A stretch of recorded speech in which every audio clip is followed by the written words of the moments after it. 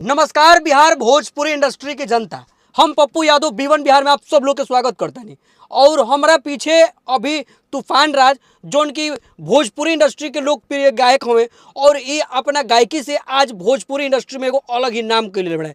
तो आई इनकरा से जानल जाओ और बहुत सारा चीज़ के बारे में भी बात कल जाए। तो सबसे पहले B1 बिहार में आप सबके आपके बहुत बहुत स्वागत है भैया। जी स्वागत बा आपके भी और आपके चैनल के माध्यम से जे लोग दर्शक चाहत हटे हमरा के पसंद करला सबके गोड़ लागत नहीं। तो भैया सबसे पहले हम लोग से इहे जाने की कोशिश करब कि भैया भोजपुरी इंडस्ट्री में तो बहुत सारा कलाकार अइले गोइले, लेकिन ई बताई अभी तक अपन झंडा और गाड़ के रखले बनी, एकर पीछे के राज का बा? ये सब पब्लिक के प्यार बा, आप सबके प्यार बाटे, सब न्यूज़ भाई लोग के जे लोग देखत हटे और जो देखावत हटे सबके एकरा में योगदान बा कि तूफान अभी तक खड़ा बढ़े। अच्छा तो भैया एक बात और बताई कि भोजपुरी इंडस्ट्री में बहुत सारा गाना आवेला, गाना ट्रेंड भी करेला, रौरा भी एगो अलग लेवल के गाना गाइला, लेकिन ई बताई कि रौरा गाना में एगो अलग मिठास होकेला, उ का है? माटी की चीज़ गावे का हरदम प्रयास करे नहीं जा, हमनी के माटी से जुड़ल कलाकार हैं, जा देहाती मूड में रहेला आदमी हर समय, यही से मीठापन रहेला हमनी के बोली में। भैया भोजपुरी इंडस्ट्री में रौरा कब से बानी? बहुत कम दिन, बहुत कम दिन, बहुत कम दिन, बहुत कम दिन के कलाकार हैं हम। 2021 से हम अपन 2020 से गायकी शुरू कैले रहनी, मात्र 4 साल। बताई कहल जाला कि सफलता एक दिन में ना पर एक दिन जरूर मिलेला, और सफलता इतना कम दिन में कि काहीं बतावल जाओ। लेकिन भैया हम रोरा से जाने के प्रयास ई करब कि रोरा अभी बहुत सारा गाना मार्केट में छिटले बनी, काफ़ी मतलब कि जातिवादित भी गाना बटुए, लेकिन ओकरा से हट के रोरा अब गाना गावे लगनी, ई का है? देखिए सब पब्लिक के डिमांड बटे और पब्लिक के प्यार दुलार मिलेला तो लोग आवेला। अभी लोकगीत हमार बहुत अच्छा मार्केट में बज रहल बा, जाति से हट के जातीयता भी गीत गावेला, बाकी ओकरो से बढ़िया हमार मतलब लोकगीत चलेला, बहुत अच्छा रिस्पांस में बा, तो गावे के इहे प्रयास करत नहीं आजकल।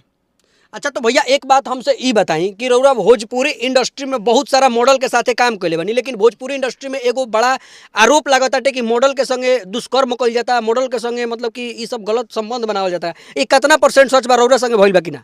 देखी ना, ये कुल बिल्कुल ना। और हम गांव देहात के रहे वाला लड़का हैं, हम शहर में ज़्यादा प्रवेश के द्वार ना रखी ना अपन, और हमने के यही क्षेत्र में बस अपन काम करन जा, इहे जगह बा आरा पटना बस, और ज़्यादातर हम शहर में ना अपन बितावल चाहे नहीं, एकरे देन बटे अभी तक हम सुरक्षित बचल बने। काफी कहीं ना कहीं भैया रौरा बहुत स्मार्ट भी बानी, तो लाइन तो लागले होखी? नहीं महाराज, ऐसा बात थोड़े बा, मैं लोग अपन अपन सेटिंग पे बटे, लाइन कहाँ केहू के यहाँ लागत है।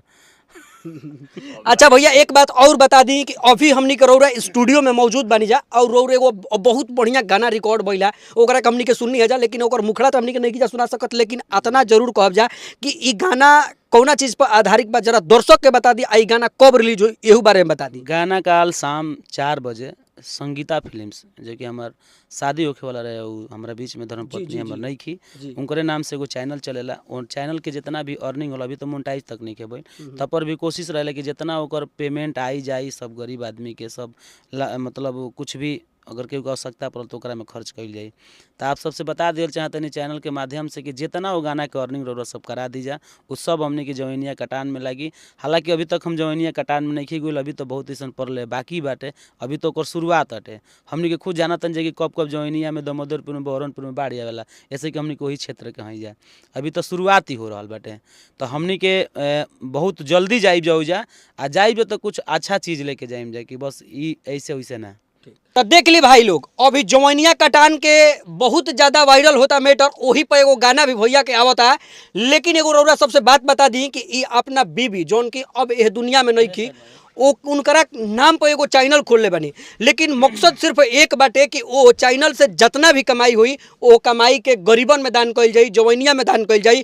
तो हम रौरा सबसे एगो रिक्वेस्ट करब, हम अपना डिस्क्रिप्शन में वो गाना के लिंक भी डालब, तो रौरा सब जाके वो गाना के इतना प्यार दुलार दी कि एक खाली में वो चैनल मोनेटाइज हो जाओ।